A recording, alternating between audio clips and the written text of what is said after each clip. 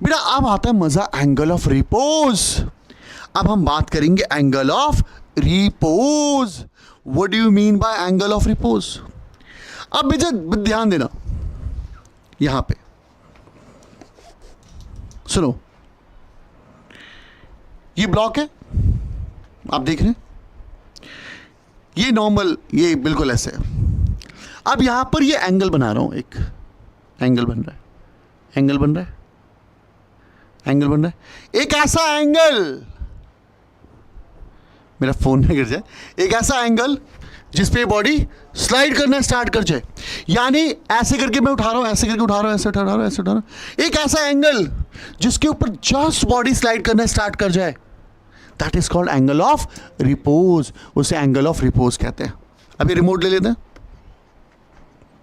Remote ले लेते हैं, ये देखिए एक एंगल, ये देखिए एक एंगल, एक एंगल, एक एंगल जिस पे बॉडी ने जस्ट स्लाइड करना स्टार्ट कर दिया, वो एंगल क्या कहलाता है? That is called angle of repose कहलाता है मेरे बच्चे। आइए जरा समझते हैं एंगल ऑफ रिपोज को। क्या हुआ मेरे बच्चे, ये इंक्लाइन प्लेन है और ये हमारा क्या है? Angle of repose, that is angle of repose. अब बच्चा ये mg को देखिए, mg डाउनवर्ड एक्ट होगा और रिएक्शन फोर्स ऊपर। बेटा जब mg को मैं दो भागों में बांटूंगा तो एक साइन कंपोनेंट बनेगा, एक कॉस कंपोनेंट बनेगा। जब ये बॉडी ऐसे उठा रहा हूं मैं, ऐसे करके उठा रहा हूं, और जब ये स्लाइड डाउन करना स्टार्ट कर देगी तो ऑब्वियसली यहां पे अपोज करेगा ये मोशन, फ्रिक्शन एक्ट होगा। तो बेटा ये क्या है? एफ, एफ छोटा एफ लीजिए, दैट इज कॉल्ड फ्रिक्शन। ये फ्रिक्शन है। अब आप मुझे बताइए यहां पर आर को किसने बैलेंस किया? एम जी कॉस अल्फा ने। Let it be question number 1। अब मैंने कहा एफ को किसने बैलेंस किया? एम जी साइन अल्फा ने। मैंने कहा let it be second equation. मैंने कहा फ्रॉम 2 डिवाइडेड बाई 1, मैंने 2 को डिवाइड कर दिया 1 से, यानी f अपॉन में r equal to M G sine alpha, M G cos alpha. M G से एम जी कट गया।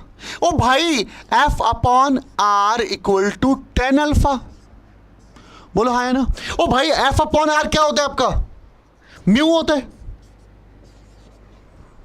म्यू होता है। उड़ी बाबा पांडे सर, ये तो 10 अल्फा म्यू एस आ गया, यानी angle of repose coefficient of friction के बराबर है।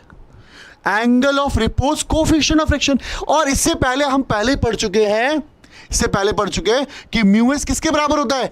tan थीटा के बराबर भी होता है, यानी एंगल ऑफ फ्रिक्शन के बराबर भी होता है। यानी हम कह सकते हैं tan अल्फा tan थीटा। ओ भाई tan अल्फा tan थीटा के बराबर है, tan से tan को काट दिया, यानी अल्फा थीटा के ही बराबर है, अल्फा थीटा के ही बराबर है, अल्फा थीटा के बराबर है। तो अल्फा थीटा के बराबर है तो क्या होगा? यानी एंगल ऑफ फ्रिक्शन और एंगल ऑफ रिपोज तो एक ही है, but angle of friction for the plane surface और incline, incline, incline, for incline क्या कहते हैं हम लोग उसे?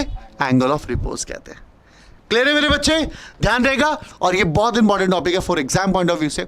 इसके बाद वाले टॉपिक्स हैं हमारे जिसके बारे में हम डिस्कस करेंगे कुछ क्वेश्चंस के ऊपर और कुछ इंपॉर्टेंट टॉपिक्स के ऊपर। तो ठीक है, अभी हम कर चुके हैं एंगल ऑफ रिपोज।